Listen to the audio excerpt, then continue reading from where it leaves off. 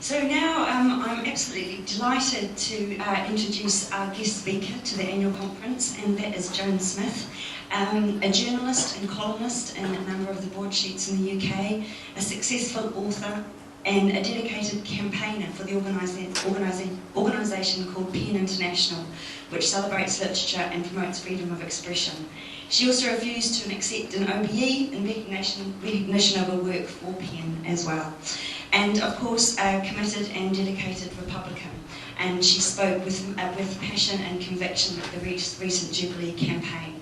And I was out in Tooley Street when it was raining and we were locked out, and I'm sure a number of you as well. I mean, she came along and spoke. It was a really great moment for us all. So a warm welcome to Joan Smith.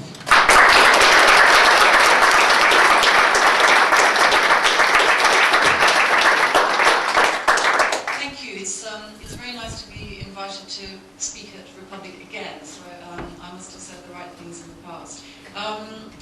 There was a story I noticed last weekend in the Telegraph, which I think is such a wonderful coda to the Jubilee that I'm actually going to read it out in full. And it was in the Sunday Telegraph, and the headline is, "The Queen tells the Duchess of Cambridge to curtsy to the blood princesses." And it says, "The Duchess of Cambridge may be the future Queen, but she's discovered there are several women in the royal family to whom she must show reverence. The Telegraph hears that the Queen has updated the order of precedence in the royal household to take into account the Duke of Cambridge's wife. The new rules of court make it clear that the former Kate Middleton, when she is not accompanied by Prince William, must curtsy to the blood princesses, i.e. the Princess Royal, Princess Alexandra, and the daughters of the Duke of York, Princesses Beatrice and Eugenie. When William is with her, Kate does not need to bend the knee to either of them, but she must curtsy to the Prince of Wales, the Duchess of Cornwall, the Queen, and the Duke of Edinburgh. Despite being married to the Queen's son, the Countess of Wessex will, however, have to curtsy to Kate, even when William is not present. Updating the order of precedence has been a simple matter of following the precedent set when the Prince of Wales married Camilla Parker Bowles, a courtier says. A document is said to have been circulated privately in the royal household, clarifying Kate's status for those who haven't worked it out. When the order was last updated after Prince Charles' second marriage in 2005, the Countess of Wessex was reported to be upset that she now had to curtsy to Camilla. She didn't like it one bit, as the courtier was quoted as saying. The Earl of Wessex's wife had previously been the second highest ranking woman in the royal family because neither of the Queen's other sons, Charles and Prince Andrew, were married. However, after Charles remarried, the Queen changed the order of precedence on blood principles, so that neither Princess Anne nor Princess Alexandra, the granddaughter of George V, would have to curtsy to Camilla when her husband was not present. Although the etiquette may seem arcane, it is taken very seriously by the royal family, whose members bow and curtsy to each other in public and in private. A vivid illustration came after the Trooping the Colours ceremony last weekend, when Kate could be seen curtsying to Prince Philip on the balcony of Buckingham Palace. The order of precedence affects other aspects of royal protocol, such as who arrives first at an event. For example, Camilla was forced to wait in the drizzle outside the Guards' Chapel, Windsor, for the arrival of Princess Anne at a memorial service in 2006 because Charles was not with her. A Buckingham Palace spokesman declines to comment. And I think what I love about that story is that after the whole Diana debacle and the massive unpopularity of the royal family in 1997, we were told that they'd modernised, they'd learned lessons, they were turning themselves into a streamlined organisation which was fit for purpose. And yet you have these people who are behind closed doors, sitting, I like to think of them with a sort of an iPad kind of compiling lists. This person will curtsy to that person, but not to that person. And if this other person is present, then this person doesn't have to do it. I mean, I've never had these problems in my life, because I never curtsy to anybody, and I don't expect them to curtsy to me. And I was hugely amused last week when the Queen in Northern Ireland shook hands with Martin McGuinness, because, of course, some of you will know that the Queen actually not only refused to shake hands with me, but actually cut me dead when I didn't curtsy to her. So, and I have no paramilitary background at all, which is clearly my error. Anyway, it was very good to be on the river at the Jubilee protest, though of course very annoying that so many people weren't allowed to actually get down to where the main protest was supposed to be.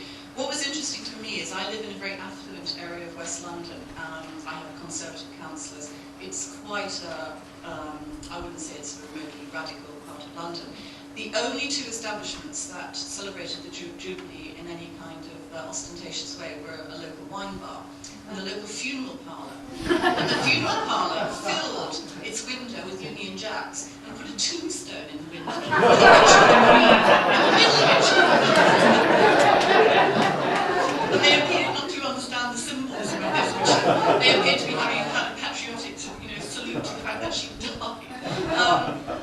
And the point about coming out as a Republican, I've been a Republican all my life. I've just always thought it was complete bollocks. So latterly, I've been talking about it much more, and I've even encountered other Republicans at Buckingham Palace, because on the occasions, I won't get invited back after everything I've said, but on the occasions when I was still invited there, I would run into people who would say, "Oh, I'm surprised to see you here, Joan." And I'd always say, "Well, I'm a Republican, that's why I'm here.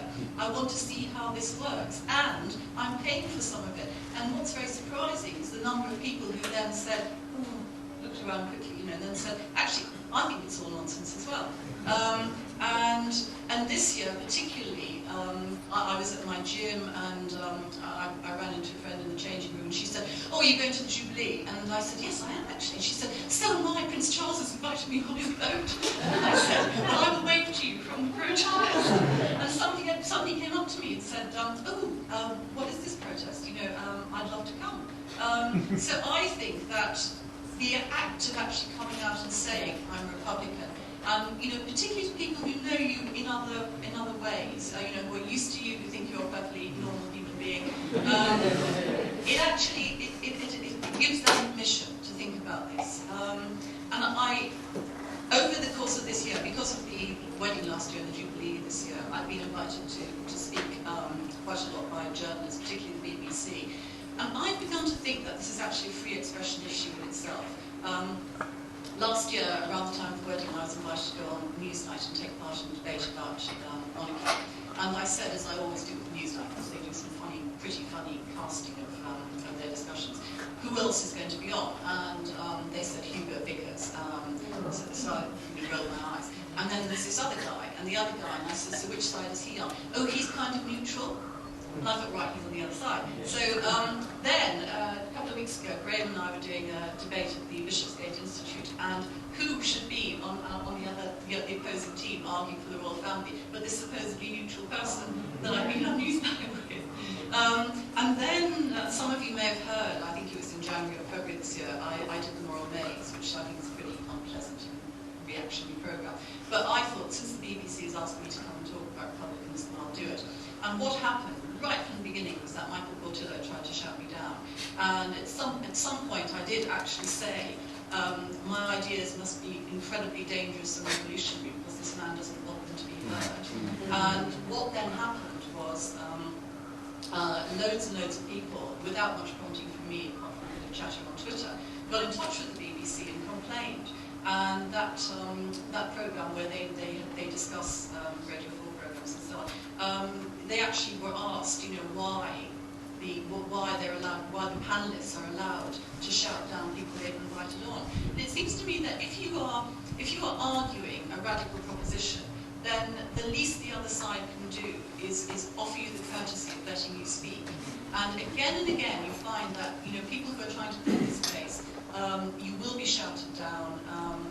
You will be accused of being unpatriotic, all of those things. Or you'll be invited onto discussions on BBC programmes where the debate is basically rigged, and there'll be two on that side and one on your side. I was invited to Dartington once to the Literary Festival to do a debate, and when I got there, I knew it was going to be two against one. It was Robert Lacey and that woman Sarah Bradford, who I think is actually the Marchioness or something or other. Anyway, and having lunch with them beforehand, I said, "I'm slightly puzzled by this because there's one of me and two of you," and they looked at each other and one of them said, "That's because we're scared of you." and one of the points I was making on the Moral Maze is that there is a failure of journalism here, which goes back to my point about free expression, because a defence correspondent doesn't go to an event and come back and tell you that the Admiral was wearing this really fantastic uniform and who made it and who polished his shoes. You know, that they don't, you know, a trade union, an economics person doesn't kind of, you know, interview a banker who's just wrecked the financial system and say, you know, sort of, is there anything you'd like to tell us? And, you know, sort of, you know, where did you get your suit? You know, we have these people who have the job, the title of royal correspondents, and they don't do their job. It's the most incredible, you know, fawning, obsession with trivia, and if those people were doing their job properly, the coverage of this issue in newspapers and in broadcasting would be very, very different. And I think we've reached a point, first of all, I'm aware of far more people talking to me and saying that they support the idea of republic than I have at any other point in my life. And I think once this family comes out and actually tries to organise big events and so on, I think it does backfire, particularly at a moment when the economy is struggling and you just see how wealthy they are and how cut off they are from real life. So I think in that sense it's a good moment. In another sense it's a good moment too because of the Leveson inquiry.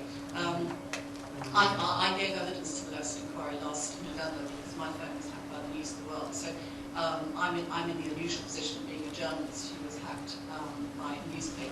But aside from that, I go sometimes, I watch it on TV as well.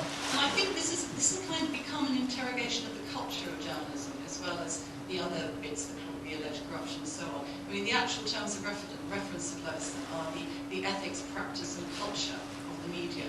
And I think this is a really good moment for us to start challenging that practice and culture, which says that we are a minority, we don't deserve to be taken seriously, because that tips into not allowing our ideas to be heard. So that's what I mean by saying this is, it's a free expression issue in that sense, in that we have a right to be heard. We have as much right to be heard as anybody who goes on the street with a flag and is interviewed and says they've slept on the pavement all night to see Princess Anne or something. Our views are absolutely as worth hearing as those people. But it's also, as Graham was suggesting a moment ago, it's a human rights issue, because this is a country which is increasingly committed publicly to the idea of equality in lots of ways.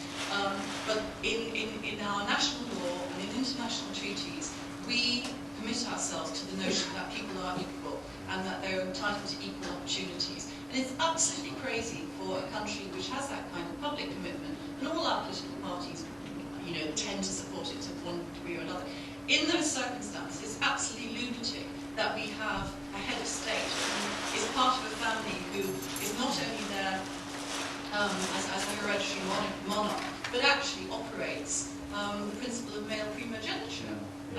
All this nonsense about, you know, women having to curtsy when, you know, not having to curtsy when their husbands are present, but they have to curtsy when their husbands are not there. I mean, this is sort of 18th century stuff. That's actually quite polite about it, I think. So I think that, you know, I've been coming here now for 3 or 4 years, I think, and talking at these conferences and so on. I think that what we've managed to achieve, and, you know, the Republic team have done a fantastic job. I think this is it's a really seminal moment for us, and I think that, you know, if 1.5 million people came out during the Jubilee, remember that about 59 million people didn't, and about 4 million of those actually left the country. And I think it's a time to challenge journalists about that. When people say, oh, you know, I mean, Sky were just awful, all the presenters were wearing hats, you know, and burbling about the Queen's horses and things. It's time to actually say to those people, why don't you do your job properly? Why don't you go somewhere else? Why don't you leave London? Why don't you go to streets in Manchester? You know, go to villages in the Cotswolds or whatever, and actually look and see if people are supporting this stuff, because you're actually interviewing people who are self-selected by the very fact that they've come to the event.